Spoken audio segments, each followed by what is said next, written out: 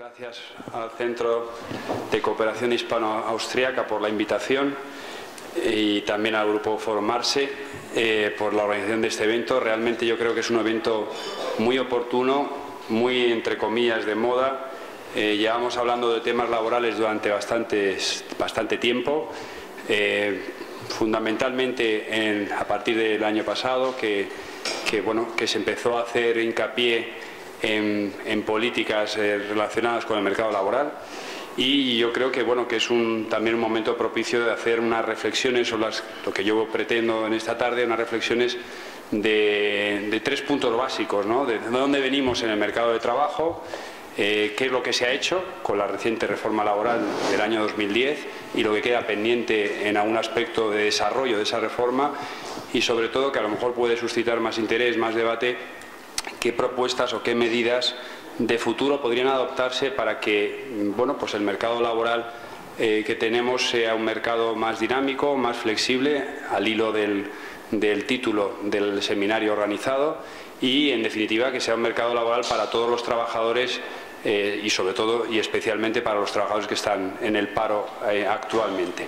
Unas primeras reflexiones sobre dónde venimos, ¿no? Aunque los datos que voy a dar y la exposición que voy a hacer sobre este punto son sobradamente conocidos. Yo creo que todo el mundo sabe de dónde venimos en España, pero yo creo que sí que es importante entender bien qué situación teníamos en España a partir sobre todo del 2007, año de salida o punto de arranque de lo que se llama la crisis económica a todos los niveles y en especial en nuestro ámbito nacional. Y en ese apartado voy a estar centrándome en lo que ha sucedido hasta el año 2010, momento en que se promulgó la llamada reforma del mercado de trabajo. En esos años del 2007 al 2010, ya digo, aunque son datos conocidos, pero sí que creo que es bueno para iniciar la reflexión. A nivel macroeconómico, a nivel de lo que estaba sucediendo en España, a nivel global, no en las empresas en concreto, todos sabemos que desde en ese periodo se destruyeron más de 2,5 millones de puestos de trabajo. En el total de Europa se destruyeron 4,6 millones de puestos de trabajo, es decir, fueron al paro 4,6 millones de trabajadores, y lo que nos indica es que el 50% de esa destrucción de empleo se produjo a consecuencia de España. La tasa de paro se incrementó del 11% que teníamos en el año 2007 en el año 2010 a casi un 20% de tasa de paro. Y quizá lo que era más preocupante en aquella época es que 1 de cada 4 parados españoles son lo que se denominan parados de larga duración, es decir, que están en el desempleo por tiempo más de un año. Como segundo punto de reflexión sobre de dónde venimos, decir que la relación que existe entre la disminución del Producto Interior Bruto del país y la destrucción de empleo en España proporcionalmente ha sido tremendo, ¿no?, comparado con otros países europeos. El PIB en España, en ese periodo al que hago referencia siempre, 2007-2010, disminuyó en 4,5 puntos porcentuales, y en el resto de los países de la OCDE en 5,8 puntos porcentuales. Es decir, en España la reducción del PIB fue menor que el resto de los países de la OCDE. Pero curiosamente la tasa de empleo en España cayó 8,6 puntos frente a 1,6 de ese resto de países de la OCDE. Vemos que la comparativa proporcional es realmente llamativa en cuanto a disminución del PIB y disminución de la tasa de empleo. Tercer dato que a mí me llama también bastante la atención y que es importante a los efectos de algunas reflexiones que luego haré. Al contrario que muchos países de nuestro entorno, Alemania, Noruega, Francia, por poner algunos ejemplos, más del 95% del ajuste del empleo se ha realizado a través de destrucción de empleo, frente a que en esos países el ajuste debido a la crisis se ha realizado básicamente a través de la reducción de la media de horas trabajadas y la reducción salarial. Cuestión esta que no se ha producido en absoluto en nuestro país. Y por último, como último dato a tener en cuenta, bueno, pues los índices de los organismos internacionales que íbamos conociendo en ese periodo, sobre todo índices del Banco Mundial, de la OCDE, evidentemente nos situaba en unas posiciones muy desventajosas a nivel de competitividad, a nivel de flexibilidad laboral, a nivel de facilidad de hacer negocios. Esos datos fueron muy publicitados en aquella época, yo no me voy a detener en ellos, y simplemente resaltar que año tras año íbamos descendiendo en puestos, sobre todo en materia de competitividad, en comparación con otros países de nuestro entorno similar. A nivel microeconómico, es decir, a nivel más de cercanía de la empresa, ¿qué han hecho las empresas? ¿Qué hicieron las empresas en ese periodo? También son datos conocidos y no me quiero extender mucho en ello. Pues evidentemente el ajuste económico se realizó fundamentalmente a través de tres vías, ¿no? En reestructuraciones empresariales. En el año 2003, por tener una referencia, se hicieron las reestructuraciones empresariales a través de expedientes de regulación de empleo afectaron a 42.900 trabajadores, y en el año 2009, es decir, 6 años más tarde, se llegó a afectar hasta 70.000 trabajadores a través de expedientes de regulación de empleo. Quizás las cifras no llamen mucho la atención porque dirán, bueno, frente a los 2,5 millones de destrucción de empleo en esa época, 70.000 trabajadores no es una proporción muy alta, pero evidentemente estamos hablando de expedientes de regulación de empleo colectivos, de naturaleza colectiva, que se utilizan de forma no muy habitual por parte de las empresas. Segunda vía de ajuste por parte de las empresas, sobre todo por la mayoría de ellas, no tanto empresas, grandes empresas o pymes, no renovación de contratos temporales. Ese fue quizá la vía más utilizada por las empresas para ajustarnos a la crisis. No se renovaron contratos temporales, realmente la contratación temporal en España, con cifras actuales, ha disminuido drásticamente, y eso se debe fundamentalmente no a que no se hagan más contratos temporales, que también, sino que los contratos temporales que ya existían no se han renovado. Y por último, se utilizó la técnica del llamado despido express, ese despido muy utilizado por las empresas, despido disciplinario, que no obedecía realmente a causas disciplinarias, sino a causas económicas, reconocido improcedente por las empresas, que afectó en el año 2009 a 720.000 trabajadores. En uno de los grandes debates parlamentarios que hubo sobre la reforma del mercado de trabajo, el propio presidente de Gobierno traía a colación estas cifras y decía que una de las cosas que habría que corregir en España es que no entendía por qué el despido disciplinario se utilizaba como vía de ajuste de empleo. Y la razón la conocemos todos: para evitar litigios, para evitar costes, etcétera, se hacía reconocimientos de improcedimiento del despido y afectó hasta 720.000 trabajadores. En definitiva, lo que resumen estos datos es que en ese periodo hubo y sigue habiendo una fuerte destrucción de empleo. ¿Por qué no se han utilizado otros mecanismos que pueden ser más lógicos, más razonables y que se han utilizado en otros países similares al nuestro, como Francia, Italia y sobre todo Alemania? Por ejemplo, reducción salarial y reducción de jornada como medida de ajuste para sortear situaciones críticas de la empresa. Pues la respuesta es muy fácil, basta preguntar a los empresarios, basta preguntar a las personas que se dedican a esta materia, porque en España básicamente o es muy difícil hacerlo, o es bastante inseguro desde el punto de vista de seguridad jurídica hacerlo, o es un tema bastante complejo. Yo tengo infinidad de anécdotas que no me han ocurrido en el despacho en esos años, empresas que venían a vernos, decir, oye, yo no quiero reducir plantilla, la plantilla la tengo ajustada, porque más o menos la tengo bien posicionada, tengo bien el producto y el mercado lo tengo bien acotado. Pero sí que es cierto que me imponen, bien a nivel grupo o bien porque me lo tengo que imponer yo, para prevenir el futuro, una reducción de costes de salariales o reducción de costes de personal. Vamos a acometer un proceso de reducción de costes salariales y no necesariamente un proceso de reducción de plantilla. Bueno, te pones a ello, coges el Estatuto de los Trabajadores, artículo 41, y te das cuenta que realmente se dan estas tres circunstancias: complejo, inseguro y muy dificultoso. ¿Por qué? Porque tienes que llegar, por ejemplo, y aunque parezca mentira, y cuando esto se lo hablas a un americano se lleva las manos a la cabeza, tienes que llegar a un acuerdo individual con cada trabajador afectado para que esa reducción salarial sea efectiva y sea legal, ¿no? Entonces, bueno, pues al final, ¿qué sucedía? Y estos casos suceden y son reales. Pues al final la empresa dice, oye, mira, no me meto en este berenjenal, extingo contratos, que es en principio, mucho más sencillo o mucho más rápido o menos seguro y está mejor regulado, y evito, sorteo la crisis que estoy pasando. ¿Qué se ha hecho? Y entramos ya un poco en cosas que pueden ser más interesantes. ¿Qué se ha hecho con la reforma laboral que se hizo en el año 2010? Bueno, ante esta situación que acabo de describir, bueno, pues evidentemente se inició un diálogo social que inicialmente iba a ser muy fructífero porque ambas partes eran conscientes de que algo había que hacer y quizá la premura de ese diálogo social, dado que había que tocar bastantes cosas profundas referidas a la regulación laboral, a la legislación laboral, lo que está claro y todos conocemos es que ese diálogo social no fructificó y tras dos años que quizá fue uno de los grandes problemas que ha tenido la reforma laboral, tras 2 años de negociaciones se finiquitó la negociación y el propio Gobierno pues lanzó primero un Real Decreto, como todos conocemos, en junio y luego una ley en septiembre del año 2010. Los objetivos de la reforma eran claros.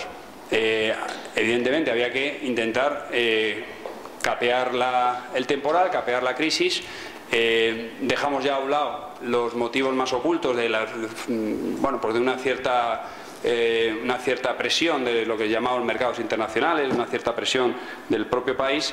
Eso lo dejo a un lado, pero sí que es cierto que había una necesidad de hacer una reforma laboral y si se lee la Ley 35/2010 que regula la reforma del mercado de trabajo de septiembre, la exposición de motivos, que es bastante larga, me parece que son 10 páginas, pues realmente uno va viendo cómo esos objetivos son precisamente los necesarios para intentar por lo menos sortear o reducir la situación de crisis del mercado laboral que existía en aquella época.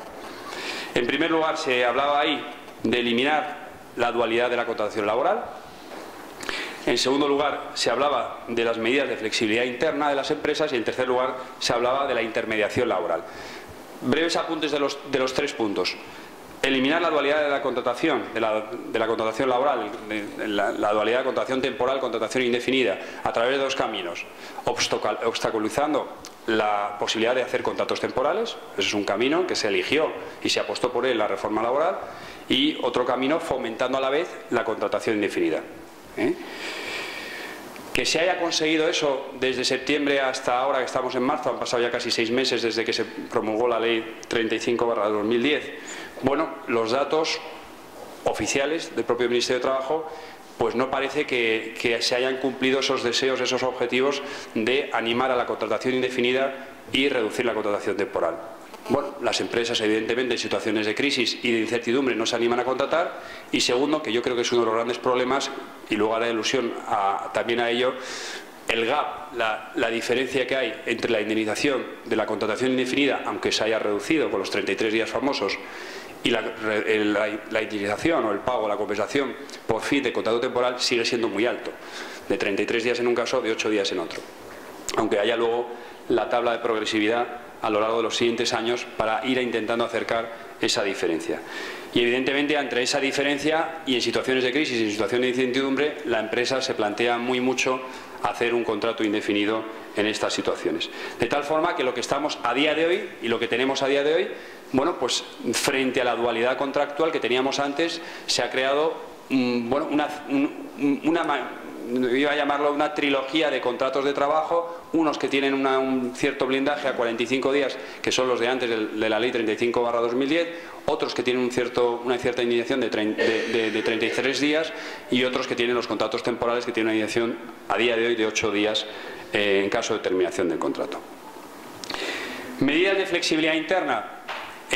Bueno, ahí se intentó avanzar y sí que es cierto que sobre todo en temas de plazos respecto a negociaciones por modificación de condiciones, ERES, etcétera, se han reducido los plazos, temas de procedimiento se han mejorado y sobre todo en tema de facilitar medidas alternativas al despido, y eso sí que hay estadísticas oficiales donde se está constatando que frente a los ERES de terminación de contratos se están utilizando más los ERES de suspensión de contratos o reducción de jornada, ahí sí que se ha avanzado un poco, pero bueno, quizá la gran medida que se tomó en tema de flexibilidad interna fue la de facilitar el descuelgue salarial de las empresas de convenios colectivos, y eso sí que parece que más o menos va funcionando. Pero en el resto de medidas de flexibilidad interna no se han visto cambios significativos. Las causas siguen siendo las mismas que anteriormente o prácticamente las mismas, y también se ha producido o se va a producir al hilo de esto de la flexibilidad interna una cierta sindicalización de las pequeñas y medianas empresas a través de un mecanismo que establece la propia ley. Y por último, la intermediación laboral. Ahí sí que yo creo que ha habido un avance sustancial mediante la legalización de las agencias privadas de colocación. Yo creo que ahí sí que se ha avanzado bastante. En el tema de las empresas de trabajo temporal ha sido una reforma más bien tímida, menos de lo esperado por las empresas de trabajo temporal, que realmente confiaban que la regulación iba a ser mejor. Se ha avanzado algo, pero todavía queda mucho camino por recorrer en ese punto. Y en definitiva, ¿cuál es la evaluación general de lo que se ha hecho en el año 2010? Pues bueno, más o menos lo ha anticipado. Se ha utilizado una cierta medicina paliativa para una situación que requería más una operación quirúrgica, más que medicina paliativa. A mi modo de ver, yo creo que ha sido una gran ocasión perdida, porque en ese momento, en ese contexto donde los propios agentes sociales eran conscientes de que algo había que hacer, algo más profundo, evidentemente pues no se ha hecho. La ley efectivamente ha avanzado en algunos aspectos, pero ha avanzado en aspectos más bien preventivos, más bien de futuro, y probablemente los efectos de la ley, beneficiosos o no, de esta reforma laboral se verán muy probablemente en el futuro, no en el presente, cuanto más necesidad tenemos. En definitiva, también por las estadísticas oficiales del propio Ministerio de Trabajo y lo que vamos viendo día tras día en las estadísticas de la EPA, pues el resultado ha sido más bien pobre. ¿Qué es lo que queda por hacer o convendría hacer? Evidentemente estas son reflexiones personales, porque cada uno aquí tendrá su propia visión y sus propias recetas, ¿no? Bueno, yo creo que se han quedado en el tintero algunas cuestiones importantes que se podría avanzar en ellas, y yo las he englobado en 6 grandes ejes de actuación, ¿no? Le he llamado 6 grandes ejes de actuación de propuestas concretas y urgentes para tener un mercado laboral más flexible. Y el término flexible, luego en el debate podemos hablar del término flexible, que puede inducir a confusión, porque a lo mejor se puede entender como algo negativo y no lo es tanto, sino simplemente que el mercado laboral sea dinámico, que se amolde más a las situaciones de crisis o no situaciones de crisis de forma más rápida, y que en definitiva tengamos un mercado laboral un poquito más cercano a lo que existe en otros países europeos, ¿no? 6 grandes ejes. Primer grande, y voy a ir muy rápido para dejar tiempo luego a Jesús y al coloquio. Primer gran eje de actuación: cambio de mensaje, cambio cultural. Le he llamado yo así cambio cultural o de mensaje, en el sentido de que hay que hacer un cambio de mentalidad para hacer una reforma con mayúsculas, no una reforma con minúsculas. ¿Qué me refiero con esto? Que realmente los mensajes, la mentalidad, la conciencia de que hay que reformar es muchas veces mucho más importante que la propia norma. Y si existe esa conciencia, esa necesidad de que tenemos que tener un mercado de trabajo más flexible, más reformado, evidentemente eso va a tener una incidencia clarísima para una empresa que no tiene nada que ver con la empresa de los años 80, que es cuando se promulgó el Estatuto de los Trabajadores. Segundo eje de actuación: una nueva forma de realizar la contratación laboral, con especial incidencia en el desempleo juvenil. Una nueva forma de realizar la contratación laboral. Y en este ámbito englobo 7 propuestas concretas, que yo, si quieren, luego el documento se lo doy, porque el documento está mucho más elaborado que ahora voy a exponer, pero para ir un poco más al grano. 7 propuestas concretas. Primero, que yo soy un ferviente defensor de este tema: un modelo de contrato único de trabajo. A día de hoy tenemos, pues no sé, no los he contado. Jesús, ¿cuántos modelos de contratos tendremos? 32. 42 contratos de trabajo, no los había contado. 42, yo sabía que había muchos. 42 contratos de trabajo distintos. 42 contratos de trabajo distintos, con distintos regímenes indemnizatorios, distintos regímenes jurídicos complejos, que yo creo que al final lo que ocurre es que crean incertidumbre al que contrata. ¿Quién contrata en España? La PYME. La PYME, si se encuentra con 25 tipos de contratos, 42 tipos de contratos distintos, muchas veces se hace un lío, no sabe si están bonificados, no están bonificados, qué pagos tienen, qué no pagos tienen. Evidentemente habría que dejar algunos contratos que son muy específicos, a lo mejor en vigor, por ejemplo los contratos formativos o los contratos de interinidad, que yo creo que son contratos bastante útiles, o contratos ad hoc para las empresas de trabajo temporal. Esos tipos de contratos podrían mantenerse, pero para el resto de contrataciones, modelo de contrato único de trabajo, con unas indemnizaciones que se pacten en la propia ley.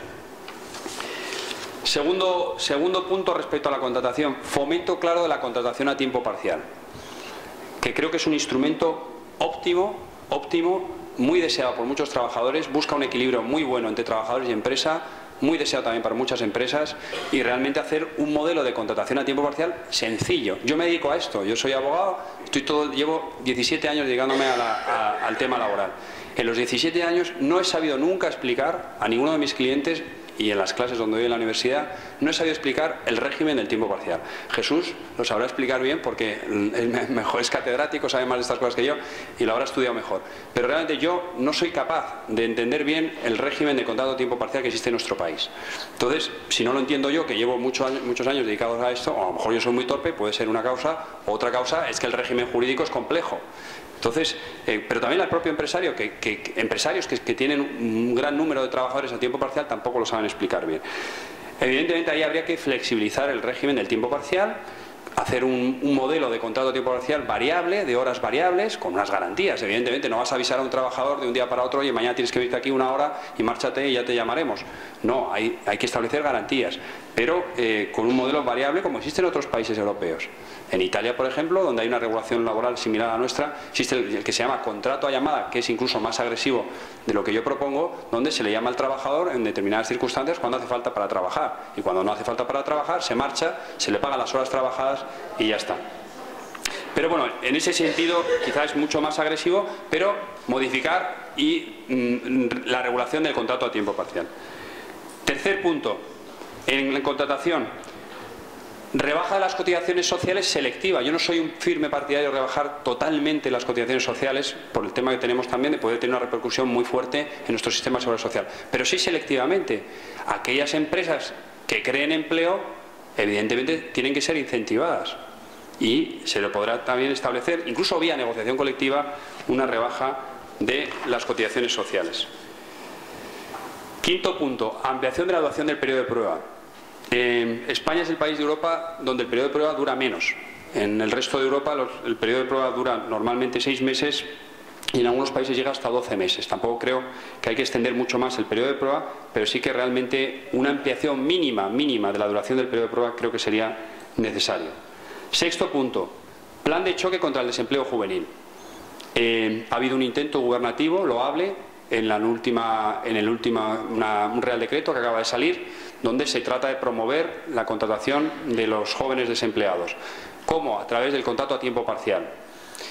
Insisto, a mí me parece una medida positiva, todo lo que sea dirigido a promover a luchar contra el desempleo juvenil siempre es bienvenido, pero claro, hacerlo a través de la contratación a tiempo parcial, por muy bonificado que esté para el empresario, pues tiene los obstáculos que he mencionado anteriormente, que el régimen del tiempo parcial es complicado. Y encima, si un joven desempleado, como sucede en algunos casos cercanos que yo tengo, cobra una prestación de desempleo de 700 euros y el tiempo parcial le va a dar 500 euros, se planteará mucho si estar contratado o seguir en el desempleo. Sexto punto, potenciar el teletrabajo. Ahí no me detengo porque es una medida quizá más accidental o más accesoria. El Partido Popular acaba de recoger una proposición de ley para regular el teletrabajo en España. Ha sido rechazada para su debate parlamentario hace 2 días y es una lástima porque yo creo que ahí en el tema del teletrabajo también se podría avanzar mucho. Muchas empresas que pueden optar y muchas, incluso tanto hombres como mujeres que son partidarios del teletrabajo, pues no tienen regulación ni apoyo legal y ante falta de regulación y apoyo legal las empresas no se meten en esa cuestión. Y por último, propiciar la contratación en pymes. ¿Cómo? Creando un estatuto jurídico laboral concreto para las pymes, que ya existen en otros países europeos. O sea, esto no tampoco son inventivas mías. Tercer eje de actuación importante, la formación continua del trabajador. ¿En qué sentido? A través de 2 vías. Hay muchas más, pero voy a tener las 2 fundamentales. Establecer la formación como derecho básico del trabajador, derecho básico laboral del trabajador. A día de hoy la formación no está recogida en el Estatuto de los Trabajadores como un derecho básico del trabajador. Yo creo que para mí eso sería bastante importante. Y a través de segunda vía, profesionalizando la formación. ¿Cómo? Pues a través de una colaboración privada y pública de la formación a nivel empresa.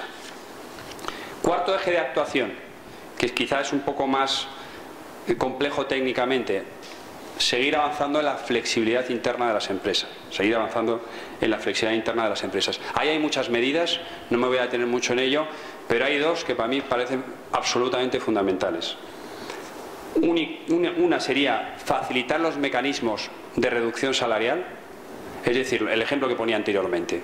A día de hoy es muy complejo y legalmente prácticamente inviable, en situaciones de crisis de una empresa, reducir salario como alternativa al despido. Realmente eso está con un sistema rígido todavía, que además no está ni regulado en el artículo 49 del Estatuto de los Trabajadores. Avanzar hacia una mayor flexibilidad en que una empresa, evidentemente con acuerdo con sus trabajadores, pueda reducir salario a cambio de evitar despidos, creo que sería un modo muy bueno de mejorar la flexibilidad interna de las empresas. Y segunda vía, que va en esta línea, y luego Jesús me imagino que hará alusión a ellos, en el diálogo que se está entablando en el tema de negociación colectiva, permitir el descuelgue del convenio, no solo en materia salarial, cuando una empresa tiene situación de crisis, sino en otras materias. Por ejemplo, sobre todo en tema de jornada. Hay muchas empresas que te dicen, y la semana pasada, por ejemplo, yo estuve con una empresa, un laboratorio pequeñito, que se le aplica el convenio de químicas. El convenio de químicas está pensado para laboratorios de gran nivel, ¿no? Ese es un laboratorio pequeñito, tiene 70 trabajadores. Dice, yo no quiero pagar menos a mis trabajadores, ni quiero echar a mis trabajadores. Y estoy pagando lo que dice el convenio de químicas y tal. Pero sí quiero una mayor flexibilidad de horaria. Por los productos que yo hago, tiene una combinación entre productos para farmacéuticos y tal. Bueno, los productos que yo hago, yo quiero una mayor flexibilidad horaria.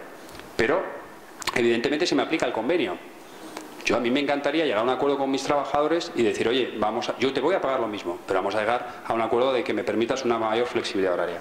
Pues realmente, a día de hoy, bastante complicado. Todo lo que sea potenciar acuerdos de empresa y convenios de empresa para propiciar que haya descuelgues de convenios, creo que sería muy positivo. Quinto eje de actuación, y ya voy rápido, atacar el problema del absentismo. Atacar el problema del absentismo como clara propuesta para mejorar nuestra productividad. ¿Cómo? Pues, bueno, aquí evidentemente hay muchísimas posibilidades y tampoco quiero detenerme en ello porque muchas de ellas son técnicas, pero enuncio algunas de ellas que me parecen interesantes. Mayor papel de intervención de las mutuas de trabajo, porque realmente las mutuas están ceñidas exclusivamente a accidentes de trabajo y enfermedades profesionales, no a enfermedades no profesionales o comunes. Ahí las mutuas tendrían, y ellos mismos se están ofreciendo para decir, oye, yo quiero intervenir para atajar el absentismo, estableciendo medidas de reconocimientos médicos, estableciendo medidas, más que medidas punitivas, que yo no creo en ellas, en medidas preventivas y de incentivo a las personas que asistan al trabajo. El tema de las mutuas y el tema de un tema que yo digo constantemente, pero bueno, cae en saco roto, para mí sería fundamental, que sería instaurar como contenido mínimo y obligatorio de los convenios colectivos, medidas de flexibilidad horaria. Ahora, si vas al Estatuto de los Trabajadores, el contenido mínimo de los convenios colectivos se refiere a jornada, a salario, a ámbito de negociación, a ámbito funcional, etcétera. Y también se habla de medidas en materia de igualdad y materia de conciliación, pero no se habla nada de temas de materias referidas a flexibilidad horaria. Obligar a que los negociadores de un convenio colectivo establezcan medidas de flexibilidad horaria, siempre que se puedan aplicar, me parecería bastante interesante como medida en positivo para atacar el absentismo.